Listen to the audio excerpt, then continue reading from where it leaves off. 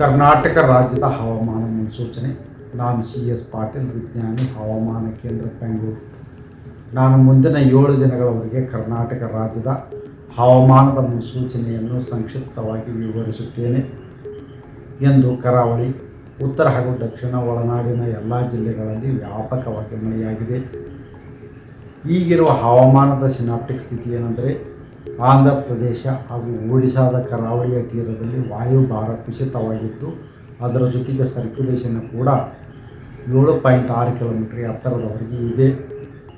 ಇದರ ಪ್ರಭಾವದಿಂದ ಕರಾವಳಿ ಹಾಗೂ ಉತ್ತರ ಒಳನಾಡಿನ ಜಿಲ್ಲೆಗಳಲ್ಲಿ ಆಗಸ್ಟ್ 14ರಿಂದ ಆಗಸ್ಟ್ 20ರವರೆಗೆ ವ್ಯಾಪಕವಾಗಿ ಮಳೆಯಾಗುವ ಹೆಚ್ಚಿನ ಸಾಧ್ಯತೆ ಇತ್ತು. ದಕ್ಷಿಣ ಒಳನಾಡಿನ ಜಿಲ್ಲೆಗಳಲ್ಲಿ ಆಗಸ್ಟ್ 14ರಿಂದ ಆಗಸ್ಟ್ 20ರವರೆಗೆ ಹಲವು ಕಡೆ ಮಳೆಯಾಗುವ ಹೆಚ್ಚಿನ ಸಾಧ್ಯತೆ ಇದೆ.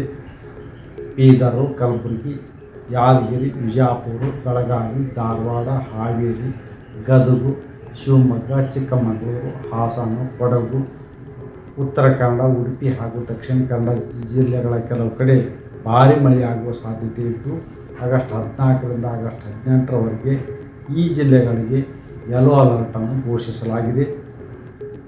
ಬೆಂಗಳೂರಿನಲ್ಲಿ ಆಗಸ್ಟ್ 14ರಿಂದ ಆಗಸ್ಟ್ 18ರವರೆಗೆ ಹಗುರದಿಂದ ಸಾಧಾರಣವಾಗಿ ಮಳೆಯಾಗುವ ಹೆಚ್ಚಿನ ಸಾಧ್ಯತೆ ಇದೆ.